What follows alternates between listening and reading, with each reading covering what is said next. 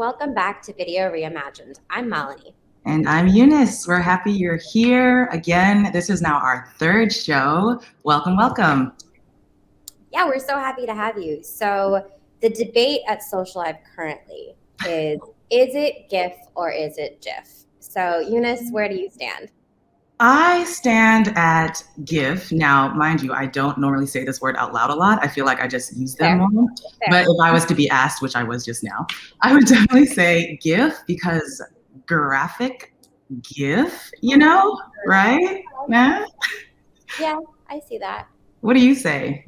I think I say GIF, but I'm not tied to it. So not tied to it. Logic, it stands. I can do that. But we do have in our Slack channels a very heavy and hot debate going on. So that's what's happening here at Socialive outside of video stuff. Where we talk about the lovely issues of the world. Is it ranch? Do you not like ranch? Do you? GIF, you know, what's next? I don't know. Important. But we'll keep y'all posted. Exactly. Well, beyond GIF and GIFs, today we are here to talk about the run of show. And what do we even mean by a run of show? Eunice, when you explain run of show to people, what do you usually say?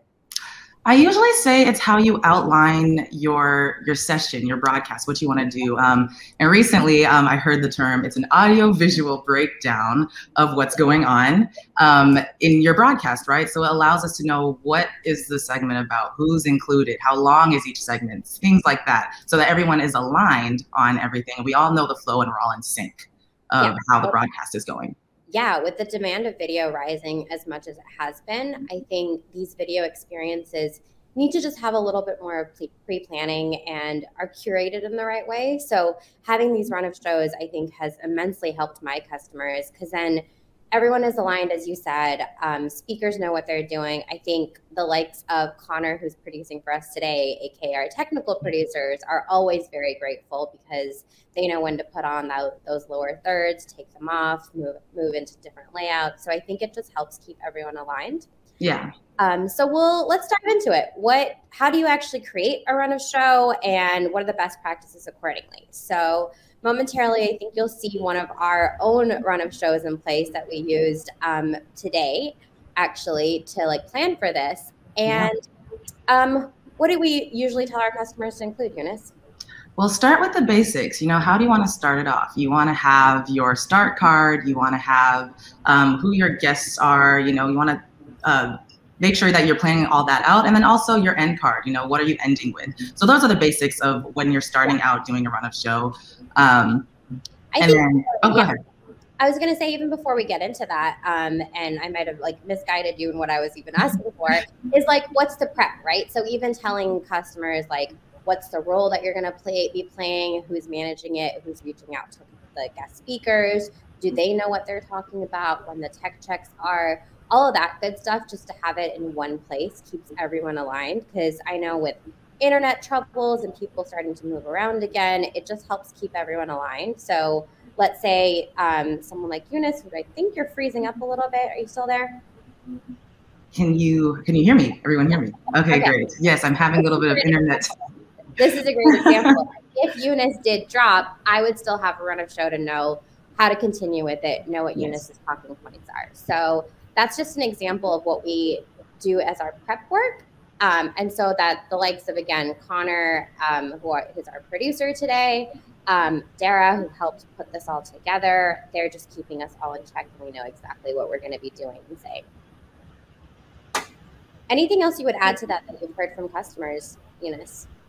When it comes to just having a run of show in general, you know, even talking to customers, it's not something that's known all the time. It's we know we have an event, we know we have a broadcast, but even bringing up the run of show is not always a term or something that's known by, you know, even in this virtual world. A lot of organizations are new to putting on even events in this type of way. So that term is different, but it definitely conceptualizes everything and brings it all together once you understand what its purpose is for your show. So I would just say, at the end of the day, it is a document or, you know, a breakdown of everything that you have going on, to where if anyone else was looking at it, they could actually follow along as well.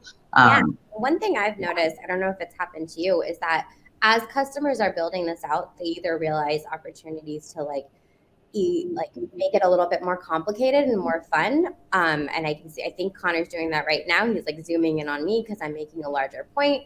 Yeah. Or things like, actually, this content could be like some of it could be pre-recorded. Some of it might be beneficial to stream in other places. I know some of my customers, they stream out like the keynote parts of their conferences to certain social channels like LinkedIn to garner more attention to the conference and like the events themselves and bring them back to the actual event. So I think there's many ways of like starting to brainstorm around this once you already have that core skeleton in place. Yeah, the core skeleton, I like that. Yeah. So once you do have that core skeleton, then then we bring it to how do we then storyboard this? How do we build this out and how do we want to see it, come to life? So that's where, building it out comes into play, bringing in all of your, your topics, the segments that you're going to have, bringing in, how are we going to execute each of these topics that we're doing? And then, yes, building that out in your broadcast. Yeah, totally. So to actually create that run of show, I loved what you were saying, like the skeleton of it, so to speak, is that start card. Maybe you have an introduction with the host and then they bring on their speakers. There's maybe a Q&A part of it and then an end card. But how have you seen customers get creative with start cards or end cards? That's a great question. Yeah. So it's not always just, a static image that you can use. Of course, you can use that, welcome to what we have going on. Here's our weekly show. But you can get more creative with the start of your program by having maybe a timer. We've seen a couple of organizations do that. Great Place to Work has done that. Quantum Metric has done that, as far as having some sort of timer to introduce to the next section or the beginning of your broadcast. So you can use a timer, you can use some video, some sort of moving background, something to get the attention of your audience. Yeah. And maybe even GIFs or GIFs. Yes. It's your GIFs. Yeah. Well, I think also what's been really helpful on all of these is once you have that run of show, someone like us, like the speakers that are coming in our tech checks, we knew already that, okay, Connor's going to put us up both and then we'll start speaking. Sometimes it might be like the moderator comes on and he or she is speaking. And then as they're introducing the rest of the guest speakers, you bring them on and that's their cue. And it just helps to script it out a little bit. And that run of show is so crucial for that because God forbid, if Connor's internet or device drops at the moment, we need someone else to jump in. They would know exactly what to do next. For sure. What else? I think the guest understanding that is so crucial. I know Connor will totally agree with this, and the rest of our technical production team is the assets, right? Like putting up those lower thirds, the backgrounds, when to maximize the source, having that in place and knowing what our talking points are really helps them into producing a really effective show. Yeah. And, it's not always going to be perfect the first time you script it out or you outline it. Sometimes you'll outline it and then you'll run through it and then you'll realize, oh, maybe we can adjust in certain spots, or maybe we should lengthen this part, maybe we should shorten it, or maybe we should make this a panel, we should make this a 2-up and then bring in our third person later. There's so many things to what writing down or scripting out your run of show could do for your actual broadcast to make it more successful. You have different opportunities in order to change it and make it come to life in the way you would like to see. Totally. Yeah. Anything else that you would add that you've seen? I would also see, like, even in the prep work of these things, it's just the collaboration on it, right? Like you're doing a run of show, you're going to have different voices, you're going to have different people maybe on the team that are trying to, put this all together. So having some sort of document that everyone can see and, make changes to and add their thoughts on, I think that's a great thing as well when you're thinking of how to build out and do a run of show.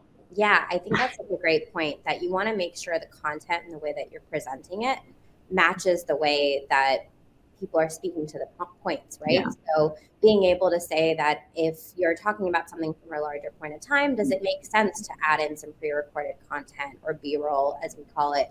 Or does it make sense to like really focus in and make that point drive home with just that person speaking? I know what I always tell my customers is that when you're in a panel discussion, you want that panel-like feel. You want to be able to see Eunice nodding or shaking her head when I'm saying something, so that either she chimes in or actually says like, absolutely not, I think it should be this way.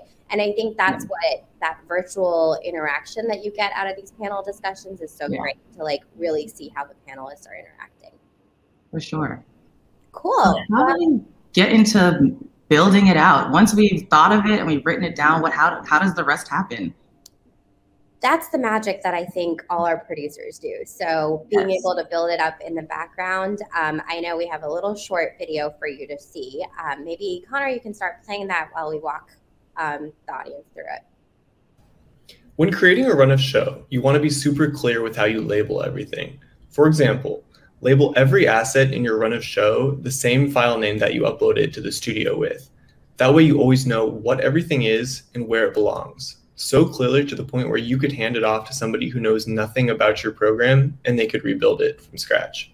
Similarly, when you're building out a row in your run of show document, it should list clearly every element that would be necessary to have on screen, including the layout, live guests, and media graphics that are included. A great tip when creating your run of show is to not be afraid to think outside the box. Play around with the layouts and ideas for graphics that could really pop, and not to mention showcase your speakers and content. And of course, don't hesitate to ask one of our Socialive producers for tips and tricks. Now, of course, there's no right or wrong way to create a rundown. In regards to building a Socialive rundown, I'd advise labeling everything in retrospect to their scene. For instance, traditionally, if you're creating a run of show, you label everything by blocks and sections, such as block A1, A2, A3, B1, B2, B3, and so on and so on. To help make life easier when transferring your run of show to the Socialive studio, you should label each section as scenes. So scene 1, scene 2, scene 3, etc., to help correspond with the Socialive studio. So those were just some fun facts and tips from our own producers before you jump into like the actual semantics of a run of show. Hopefully those are really helpful. My favorite one definitely is labeling. It's so helpful, especially if you're scrambling on the day of and need to make some changes, just to know what versions you're working with, what lower thirds should be in place. Just streamlines a lot of things. Yeah, I appreciated that because it shows from the technical producer perspective, you know, the things that they see. And I think it's really important to take that into mind when you're also building out a run of show, just the important parts, especially from their point of view and what they see all the time. Yeah, and it's so important just to know what is valuable as prep work, just to make a successful run of show. Prep work is the key. Honestly, here, prep work is the key to where, like we said earlier, where on show day, you're only focusing on your content and speakers. If you've put in the time to prep, you know, where everything is going, what everything is, how long everything is. So then on that day, it's more of a smoother transition because you're just going through, you know, the speakers and what we're delivering, you know? Yeah, absolutely. Yeah. Totally agree with you. Well, I think now we can get in, before we leave you, we'll do a really quick, simple run of show. Connor, are we ready here? Cool. All right, so this is actually happening in real time. It is our run of show. So you can see our start card was that video Reimagined intro video. And then the prep work that Connor had done was to drag in me and Eunice beforehand. Obviously our tech checks. Anything else we did beforehand, Eunice? We ran through the script a little bit, you know, just more so the outline. How are we going through, you know, each section? Yep. Another big one was Connor made sure to have all the authentication details to be able to stream right into LinkedIn from our marketing team. I'm sure that they tested that well in advance as well. Again, all the prep work.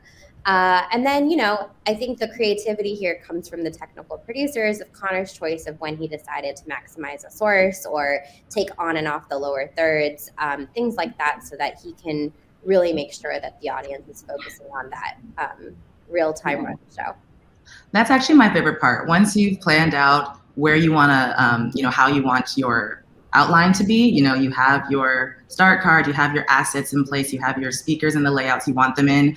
Then, you know, when it comes to broadcast day, you have the freedom of being creative, more creative, by being able to use some of those features like the maximize source. So you have your, you know, you can show different screens, you can show different speakers, but you can also, you know, focus on different ones as well. I think that part comes, you know, after the planning, then you can play off of what you planned and kind of, you know, veer off into different directions as needed.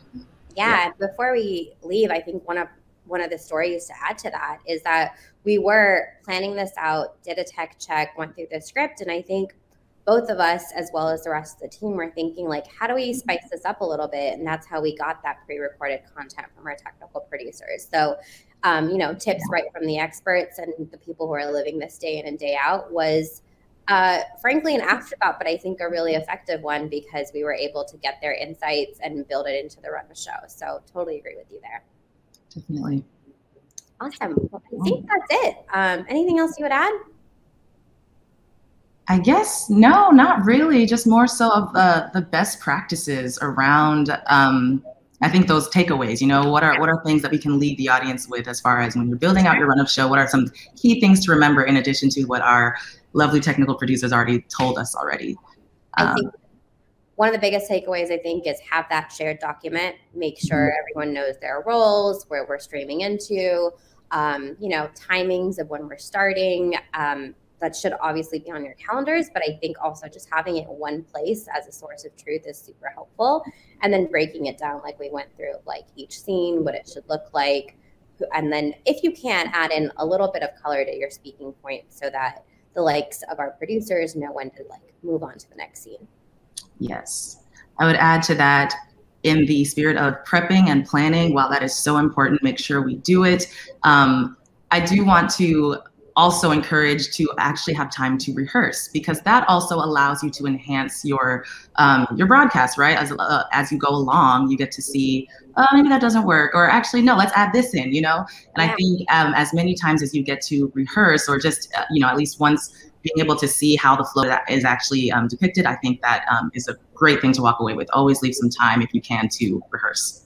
Totally. And I think having that run of show also sets expectations for the guests. So they know which broadcast they're signing up for, what the content's going to be as you're promoting it. The other points that I would add to that is that you're really telling them that this is what the agenda is going to be, and that's what you would do in any talk.